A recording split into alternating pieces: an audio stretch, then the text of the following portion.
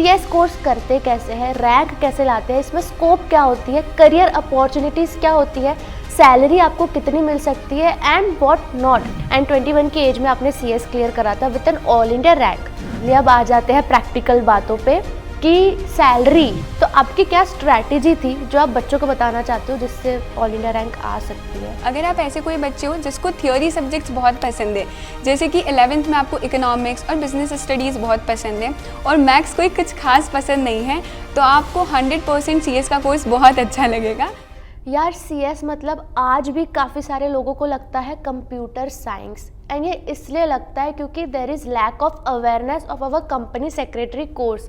तो ये पॉडकास्ट का मेरा यही मिशन है कि यार सीएस के बारे में हम थोड़ा सा अवेयरनेस फैलाएं। सीएस कोर्स करते कैसे हैं, रैंक कैसे लाते हैं, इसमें स्कोप क्या होती है, करियर अपॉर्चुनिटीज़ क्या होती है, सैलरी आपको कितनी मिल सकती है एंड व्हाट नॉट। सीएस का पूरा इन डिटेल डिस्कशन इस पॉडकास्ट में हुआ है विथ ऑल्सो इस पर हमने स्टडी स्ट्रैटेजीज भी डिस्कस की हुई है, तो आपको बहुत काम आने वाला है। So let's welcome the youngest faculty of CS वाला Mehndi Toshniwal ma'am. Like I am very happy कि आप मतलब इतने यंग हो और इस पॉडकास्ट के लिए अग्री किए हो, so I am very excited for this. Thank you so much Neha, it's my honour to meet with you and come for this podcast. Thank you so much Mehndi ma'am, आप इस podcast में आए हैं।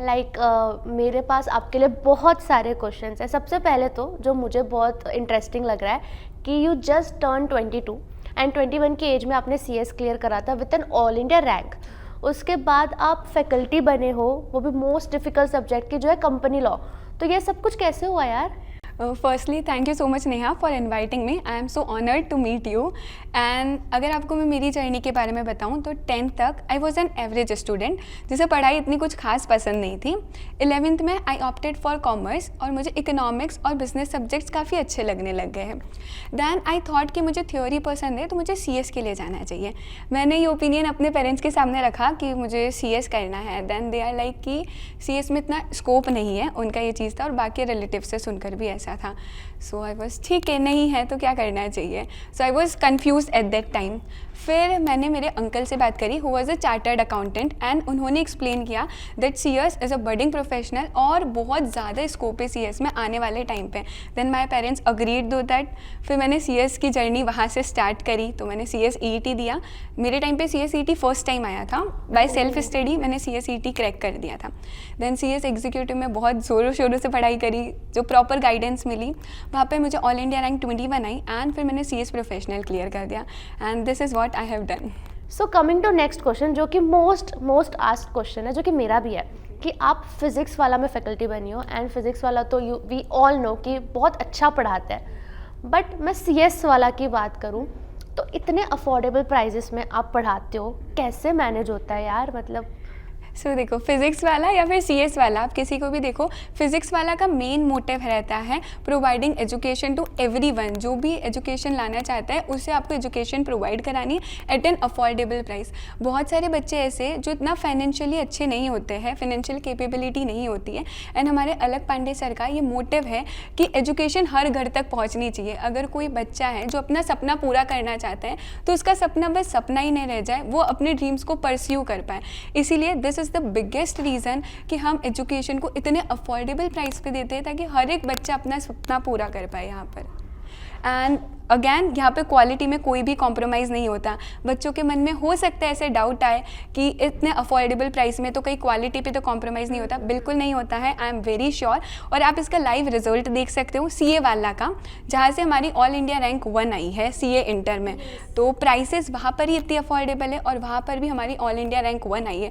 सो अगर बच्चों का प्यार इसी तरह से मिलता रहा, बच्चों ने अच्छे से पढ़ाई करी, तो हो सकता है किसी दिन सीएस वाला से भी ऑल इंडिया रैंक 1 ज़रूर आएगी। मैं बिल्कुल प्रे करती हूँ कि ऐसा हो ऑल्सो। बट ये भी क्वेश्चन आ रहा है बच्चों का कि क्या हम सीएस वाला ज्वाइन करेंगे तो हम पास हो जाएंगे? तो नहीं होंगे आप लोग। अगर आपके दिमाग में यही है कि अगर मैं फ़िज़िक्स वाला ज्वाइन करूँगा तो मैं पास हो जाऊँगा क्या, तो नहीं होंगे। फ़िज़िक्स वाला आपको सारी चीज़ें प्रोवाइड कराता है। आप ये सोचोगे कि फ़िज़िक्स वाला सब प्रोवाइड कर देगा, वो ही पढ़ लेगा मेरी तरफ से, वो ही पेपर लिख देगा, तो ऐसा नहीं होता है। सबसे पहले तो आपके मन में, आपके दिमाग में डाउट क्लियर करना पड़ेगा दैट फिज़िक्स वाला आपको वो हर एक चीज़ प्रोवाइड करा रहा है विच इज़ नेसेसरी आपके पास होने के लिए और आपको ऑल इंडिया रैंक लाने के लिए। लेकिन आपको भी साइड बाय साइड मेहनत करनी रहेगी। तो अगर दोनों लोग लोग साथ में मिलकर साइमल्टेनियस मेहनत करेंगे तो 101% आप पास हो जाओगे। बट आपने जो कहा कि मेहनत करनी पड़ेगी, तो यार मेहनत तो बच्चे तब करेंगे जब उनको पता लगे कि सीएस में भी स्कोप है। You will also agree with me कि काफ़ी सारे बच्चे प्रिफर करते हैं कि कॉमर्स में वो सीए करें, एमबीए करें, कुछ और करें, बट सीएस नहीं, क्योंकि अब तक उनके माइंड में है कि there is no scope in CS.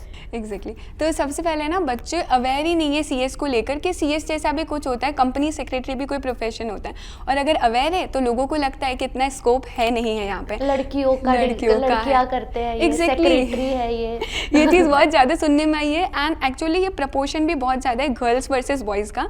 Girls ज़्यादा सीएस कोर्स में एनरोल होती है, आई डोंट नो व्हाई, क्या मेंटेलिटी है, बट अगर हम देखें तो हाईएस्ट पेड सीएस मेल ही है। Exactly male. तो ऐसे कोई जेंडर बायसनेस वाला कोर्स नहीं है, आप चाहे गर्ल हो चाहे बॉय हो, आप सीएस कोर्स में एनरोल कर सकते हो।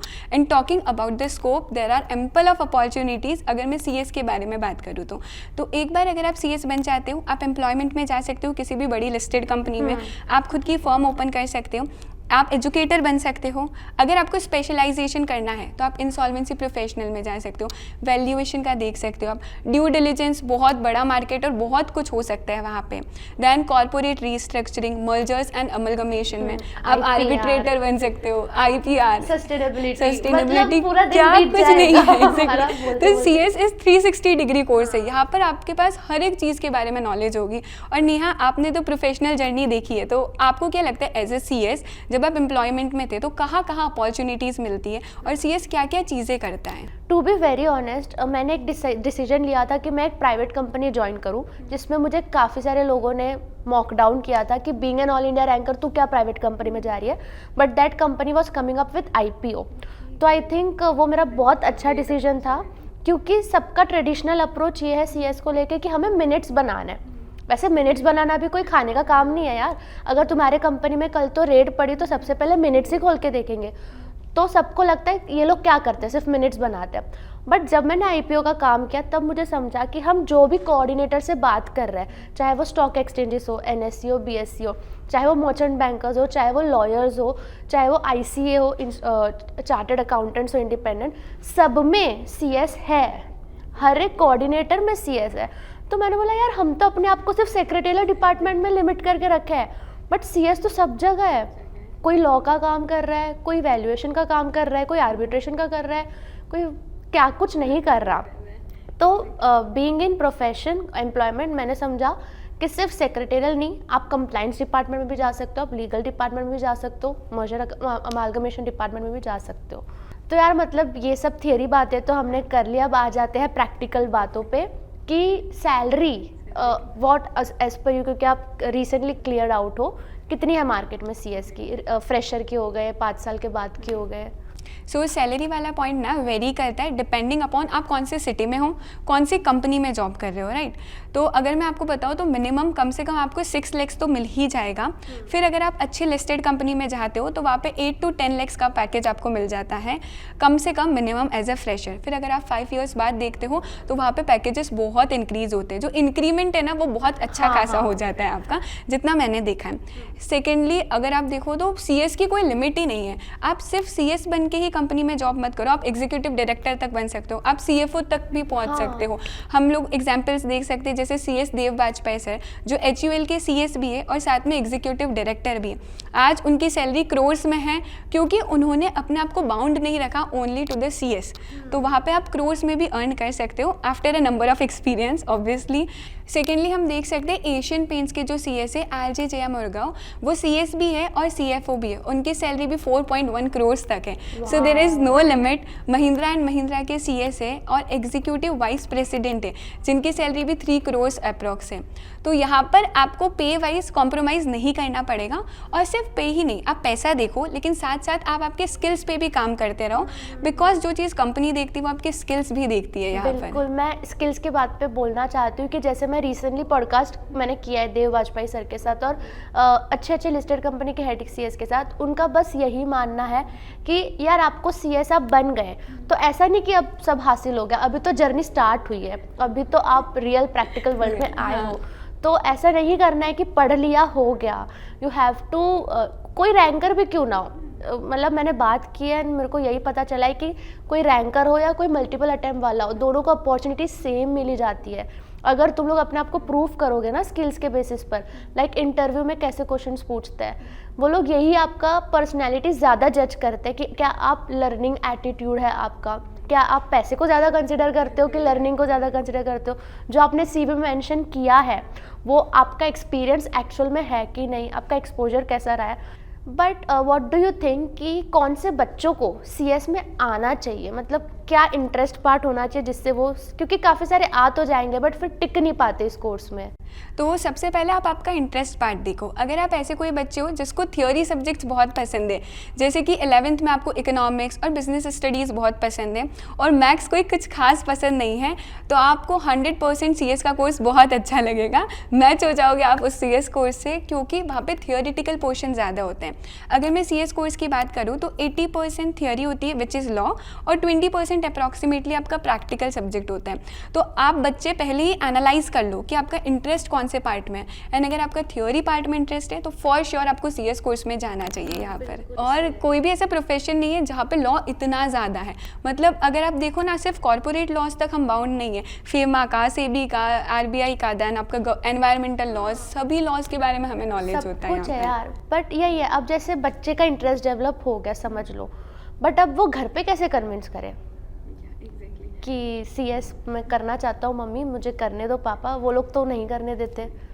तो अगर मैं मेरी बात करूँ तो मेरे लिए तो CS कोर्स करने का सबसे बड़ा मोटिवेशन ही मेरे पेरेंट्स थे, because I want to make them proud, कि वो मेरी वजह से खुश हो जाए और उनका वो प्राउड स्माइलिंग फेस मैं देखना चाहती थी।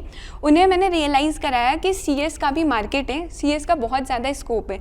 पेरेंट्स एक ट्रेडिशनल अप्रोच लेकर चल रहे हैं, जो ज़्यादातर पेरेंट्स और रिलेटिव्स लेकर चल रहे हैं, विच इज़ कि CA बहुत अच्छा है, CA का मार्केट ज़्यादा है, पे अच्छी मिलती है, CS की इतनी वैल्यू नहीं होती है। तो you have to make your parents understand कि CS का मार्केट बहुत अच्छा है, स्कोप काफ़ी अच्छा है। अगर आप उन्हें समझाओगे तो वो 100% समझेंगे, एंड पेरेंट्स से अच्छा मोटिवेटर कोई हो ही नहीं सकता। और अगर हम स्टूडेंट्स की बात कर ही रहे हैं तो आप स्टूडेंट्स से इतने कनेक्टेड भी हो, तो let's talk about their pen points. मतलब उनको अगर चलो CS करना है तो ऐसे तो होगा नहीं, पेन पॉइंट्स क्या होते हैं? ओके, सो सबसे पहला पेन पॉइंट जो बच्चों का रहता है विच इज़ डिस्ट्रैक्शन।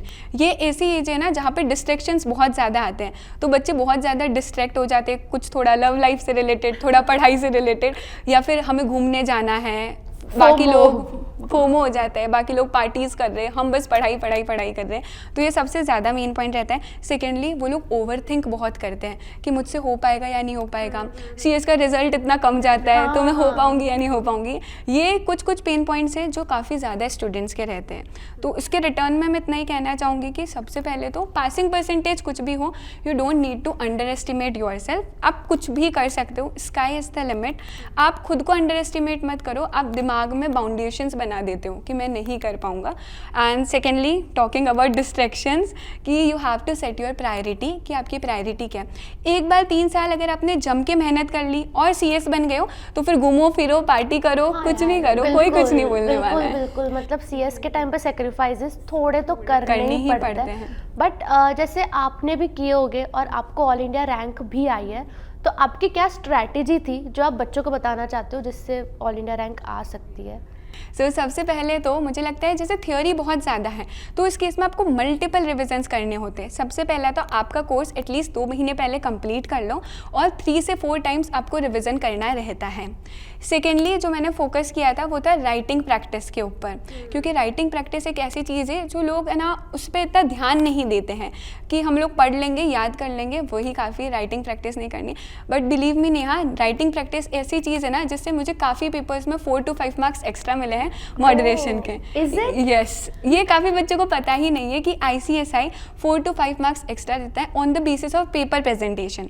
मैं मेरी कुछ CS प्रोफेशनल की कॉपीज़ भी बताऊंगी यहाँ पर, जहाँ पे 4 to 5 मार्क्स एक्स्ट्रा मिले थे मुझे पेपर प्रेजेंटेशन के लिए। आपने कैसे किया था प्रेजेंट, मतलब कुछ अंडरलाइन वंडरलाइन क्या? यस, तो मैंने क्या किया था, सबसे पहला तो मैंने टाइम मैनेजमेंट का ध्यान रखा।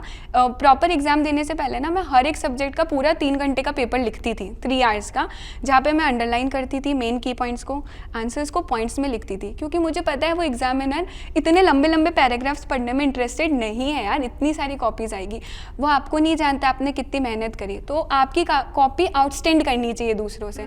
तो मैं पॉइंट्स में लिखती थी, स्पेसिंग बराबर करती थी, कंक्लूजन देती थी वहाँ पे हर चीज़ में। तो ये कुछ चीज़ें हैं जो अब हमें लगता है छोटी छोटी चीज़ें क्या ही इफेक्ट करेगी, बट इससे आप एग्जाम्शन भी ला सकते हो, 4 to 5 मार्क्स एक्स्ट्रा हो गए तो, और आप पास भी हो सकते हो। आप सेक्शन नंबर लिखते थे कि नहीं लिखते थे? सेक्शन नंबर मैं कंपनी लॉ में लिख कर आई थी, बाकी किसी सब्जेक्ट में नहीं लिखे थे। और यार आपने जो पॉइंटर्स वाली बात कही ना, हाँ। ये मेरे टाइम पर मेरे से गलती हो गई थी ओह। कि मैं पैराग्राफ में लिखती थी। ऑल्दो मेरे को रैंक आई वाह, थी, great। बट मैं जितने भी रैंकर्स से बात कर रही हूँ उन सब ने पॉइंटर्स में लिखा था। तो आई थिंक ये नोट डाउन करना चाहिए बच्चों को कि पॉइंटर्स में लिखो, ज़्यादा इजी होता है, right. And third is recalling. अब बार बार रिकॉल करो जो आपने पढ़ा। जैसे कि मैंने बताया थ्योरी बहुत ज़्यादा है, तो हमें लगता है जो हमने फर्स्ट डे पढ़ा है वो 20 डे तक के तो भूल जाएंगे। तो एक प्लान बनाओ, शॉर्ट टर्म प्लान बनाओ कि किस अकॉर्डिंग आप रिकॉल करोगे। जो फर्स्ट डे पढ़ा वो आप 5th डे वापस रिवाइज कर रहे हो या फिर नहीं कर रहे हो। प्लान डिफर कर सकता है स्टूडेंट टू स्टूडेंट। मैं क्या किया करती थी, जो मुझे लगता है सभी बच्चे को करना चाहिए, एंड स्पेशली जो लेक्चर्स देख रहे हैं, कि आज अगर मेरे किसी सब्जेक्ट का, किसी चैप्टर का जो टॉपिक पढ़ाया गया है लेक्चर में, उसका मैं सेम डे रिवाइज करती थी, जिसे मैं बोलती हूँ साइमल्टेनियस रिवीजन।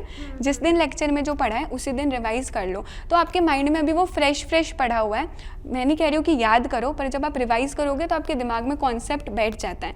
तो ये कुछ 3-4 चीज़ें जो रैंकर्स फॉलो करते हैं, और उसमें आपको बहुत ज़्यादा हेल्प मिलेगी रैंक लाने के अंदर। बिल्कुल, मैं बिल्कुल अग्री करती हूँ आपकी बात पे कि सेम डे रिवीजन करना ही है, वरना तो इतना वास्ट क्वेश्चन है, घूम जाओगे, कहाँ क्या याद रखने बैठोगे।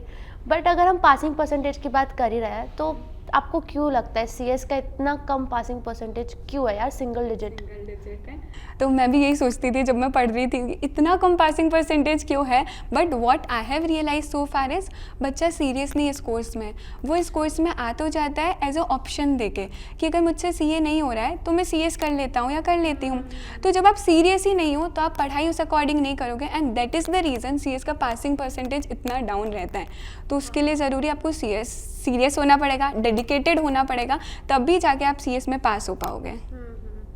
यस, मैं बिल्कुल इस बात पे अग्री करती हूँ। मतलब ये तो सही है यार, वो लोग इसको एज एन ऑप्शन ट्रीट करते हैं, बट यू नो कितना अनएक्सप्लोर्ड है हमारा सीएस का पार्ट। लाइक 700 मार्क्स के अभी तो न्यू क्वेश्चन के हिसाब से हमारा हो चुका है, तुम 500 लाओ, तुमको रैंक आ जाएगी। अगर हम नीट और इन सब की बात करें, बच्चे आउट ऑफ ला रहे हैं, 720 में से 720 ला रहे हैं। यहाँ पे तो तुमको बस 50% से थोड़ा ऊपर मेहनत करना है, आप ऑल इंडिया रैंकर बन जाते हो। तो अगर थोड़ा सा सीरियस हो जाओगे ना अपने प्रोफेशन को लेके, आपका सीएस कहाँ आगे बढ़ सकता है, and you are a part of this community, तो आप भी आगे बढ़ोगे। एट द एंड यही कंक्लूजन है कि be serious about this course. और अगर आप सीरियस होते हो तो ऑल इंडिया रैंक 100% आएगी। आपको ऑल इंडिया रैंक के लिए कुछ ज़्यादा एक्स्ट्रा एफर्ट्स नहीं करना पड़ेगा, थोड़ा सीरियसनेस इंक्रीज कर दो, और अगर आपके मिनिमम 55% से ज़्यादा मार्क्स आते तो इन एनी वेज आप ऑल इंडिया रैंकर हो ही जाओगे। बिल्कुल। नेहा, मैं आपसे पूछना चाहती हूँ, जैसे सीएस का क्या स्कोप पहले था, अभी क्या है, और आपको क्या लगता है आने वाले 10 साल बाद क्या स्कोप होगा सीएस का? यार देखो, टू बी वेरी ऑनेस्ट, मुझे ऐसा लगता है पहले अगर हम 10 साल की बात करें, क्या ही था सीएस। मतलब 2013 का जब एक्ट आया, उसके बाद से सीएस को रिकॉग्निशन मिली, उसके बाद से हमारे हाथ में थोड़ा पावर आया है। उसके पहले तो जो सीए होते थे फर्म्स, वही हमारा सारा काम कर पाते थे, बट 2013 के बाद we got an exclusive power. तो 10 साल पहले लोग बोलते आ रहे थे कि सीएस में आगे स्कोप आएगा, तो अब वो 10 साल आ चुके हैं, अब स्कोप आ चुका है, एंड अभी हम बोल रहे हैं कि आगे और स्कोप आएगा, क्योंकि जैसे हम देख रहे हैं कि गवर्नमेंट कितनी स्ट्रिक्ट है कॉर्पोरेट गवर्नेंस को लेके। लाइक हर चीज़ में उन्होंने कॉर्पोरेट गवर्नेंस को डाला हुआ है। तो डेफिनेटली जहाँ पे लॉ है वहाँ सीएस है, जहाँ गवर्नेंस है वहाँ सीएस है, तो हमारा तो स्कोप ही स्कोप है डेफिनेटली। तो कोई ऐसा चांस नहीं, आपका स्कोप बढ़ने ही वाला है आने वाले टाइम में, कम होने का तो बिल्कुल भी चांस नहीं है, चाहे कुछ भी हो जाए। बट आपको आपके स्किल सेट अपडेट होनी चाहिए, और मुझे लगता है कि आपका लॉ को नॉलेज जो है वो अपडेटेड होना चाहिए, क्योंकि रेगुलेटरी अथॉरिटीज़ आए दिन कोई ना कोई नया अपडेट लेकर आ जाती है। तो आपको पता होना चाहिए कि कब कौन सा नया अपडेट आया। हम बात कर रहे हैं, अभी कोई आ गया होगा update, we never know. But यार देखो, आप भी रिमोट एरिया से बिलोंग करते हो, तो क्या आपको लगता है जो रिमोट एरिया से बिलोंग करते हैं, Tier 2 Tier 3 सिटीज़, वहाँ पे तो आई डोंट थिंक इतनी जॉब अपॉर्चुनिटीज़ है, तो उनके लिए क्या आप बोलना चाहोगे? ओके तो जो टियर 3 सिटीज़ या टियर 2 सिटीज़ से बिलोंग करते हैं ना, सबसे पहले तो अपनी पढ़ाई पर फोकस करो, आप CS बन जाओ। और मेरे लिए मेरे टाइम पे कोई भी कोचिंग नहीं थी मेरी सिटी में CS की physical coaching. So eight that time online coaching was a blessing for me. मैंने उसी से पूरी तरह से पढ़ाई करी, गाइडेंस दी। और ऐसा कोई बच्चा है जो बाहर जाना चाहता है, बाहर की दुनिया एक्सप्लोर करना चाहता है, कंपनीज़ में जाना चाहते हो, बोर्ड ऑफ डायरेक्टर्स के साथ बैठकर उन्हें एडवाइस करना चाहते हो, इन दैट केस आपको टियर 1 सिटीज़ में जाना है और एक्सप्लोर करना है इस एरिया को, तो वो बेस्ट रहेगा आपके लिए। आपको CS का कोर्स करना चाहिए। बिल्कुल बिल्कुल। ऑल्सो मैंने मेरे इंस्टाग्राम पर बच्चों को बोला था कि मैं फिजिक्स वाला के साथ पॉडकास्ट करने वाली हूँ, तो मेरे को काफ़ी सारे क्वेश्चंस आए थे, तो मैं बस उसमें से कुछ क्वेश्चंस आपसे पूछना चाहती हूँ जो बहुत रिलेवेंट है। सबसे पहला तो ये कि बच्चों का अभी रिजल्ट आया है एंड एज़ यूजुअल बच्चे ज़्यादा फेल हुए हैं एज़ कम्पेयर टू पास। तो जो बच्चे फेल हुए हैं उनको आप अभी आगे क्या एडवाइस करना चाहोगे कि दिसंबर में वो कैसे तैयारी करें? So firstly do not disappoint. अभी टाइम नहीं है डिसअपॉइंट होने का। जस्ट सी कि आपकी क्या गलतियाँ हुई थी, कौन से ऐसे पॉइंट्स थे जिस पे आपने फोकस नहीं किया है। एंड सेकेंडली मैं एक चीज़ सजेस्ट करना चाहती हूँ, RTI आपको सर्टिफाइड कॉपीज़ देता है, तो आप आपकी सर्टिफाइड कॉपीज़ मंगवाओ और सी कि आपने क्या मिस्टेक्स करी, किस सब्जेक्ट में आपके इतने कम मार्क्स क्यों आए हैं। थर्डली जो भी आपके पॉइंट्स थे जिस पे आपने फोकस नहीं किया था, स्टार्ट स्टडिंग। अब ये टाइम वेस्ट करने वाला नहीं है बिकॉज बहुत कम टाइम बचा है आपके पास। एंड लास्टली मैं बोलना चाहूँगी, अगर बाय एनी चांस आपने राइटिंग प्रैक्टिस नहीं करी या पास्ट ईयर के पेपर्स नहीं देखे हैं, this is the major blunder जो CS स्टूडेंट्स करते हैं। तो ये अभी आपको सेकेंड टाइम पे नहीं करना है। आप पास्ट ईयर क्वेश्चंस देखो कि ICSI किस तरह के क्वेश्चंस पूछता है, क्या एक्सपेक्ट करता है और किस तरह से आंसर्स लिखने हैं। ये सारी चीज़ों का अगर आपने कॉम्बिनेशन किया तो श्योर शॉट आप पास हो सकते हो। ऑल्सो ये भी बच्चों का बहुत डाउट होता है, अगर हम प्रैक्टिकल वर्ल्ड की बात कर ही रहे हैं, कि इंटर्नशिप कब स्टार्ट करनी चाहिए? ओके तो जहाँ जहाँ ऑप्शन होता है ना, बच्चे कंफ्यूज हो जाते हैं। हाँ। एग्जीक्यूटिव की बात करें या प्रोफेशनल की बात करें, सो मेरा पर्सनल ओपिनियन ऐसा है कि पहले पढ़ लो, तुम एग्जीक्यूटिव पढ़ लो, तुम प्रोफेशनल पढ़ लो, उसके बाद इंटर्नशिप करो, तुम पूरा प्रैक्टिकल लाइफ का एक्सपोजर देख सकते हो। वरना अगर आप पहले इंटर्नशिप करते हो तो इट इज़ डिफ़िकल्ट कि दोनों चीज़ों को साथ में मैनेज नहीं होता, और बाय एनी चांस अगर आप फेल हो जाते हो ना तो वो डिसअपॉइंटमेंट आ जाती है। तो मेरा पर्सनल ओपिनियन रहेगा कि आप प्रोफेशनल कर लो, एग्जीक्यूटिव कर लो और उसके बाद आप इंटर्नशिप करो, ऐसा। तो यस मैं भी बिल्कुल इसी आंसर को सपोर्ट करती हूँ कि यार पहले पढ़ाई कर लो फिर तुम लोग इस सब पर आ जाना। बट अभी कन्फ्यूजन वाली बात जैसे आपने कही, तो ये भी कन्फ्यूजन है कि फर्म में करे कि कंपनी में करे। सो मैं तो जैसे बहुत क्लियर थी कि मुझे कंपनी में ही करना है, क्योंकि मुझे कंपनी का कल्चर बहुत अच्छा लगता था। वो लिस्टेड कंपनी का कल्चर, BOD से मिलना, मीटिंग्स अरेंज करवाना, तो मुझे बहुत पसंद था। यहाँ पे मैं कहूँगी आपका इंटरेस्ट किस में है। आप ऐसे कोई पर्सन है जिसे कंपनी में ही जाना है और आगे भी एम्प्लॉयमेंट में ही जाना है, तो आप कंपनी में इंटर्नशिप करो। एंड सेकेंडली ऐसे कोई पर्सन हो जिसे फर्म ओपन करनी है और देखना है कि फर्म में स्क्रैच से काम कैसे होता है, कैसे क्लाइंट्स आते हैं, तो आप फर्म में जा सकते हो यहाँ पर। ओके। ओ माय गॉड, कितना वंडरफुल सेशन था यार। मतलब आई थिंक CS वालों के लिए फुल पैकेज वीडियो था ये। सारा डाउट आपने क्लियर कर लिया इस वीडियो में एंड बहुत कुछ सीखने मिला। मैं थैंक यू बोलना चाहती हूँ आपको कि आप अपना इतना प्रीशियस टाइम निकाल कर इस पॉडकास्ट में आए and this is going to help a lot of CS students. Thank you so much again for inviting me and I hope इस पॉडकास्ट से बच्चों के मन में जितने भी सारे डाउट्स थे वो सभी क्लियर हो गए होंगे। हो ही जाएंगे। Thank you so much.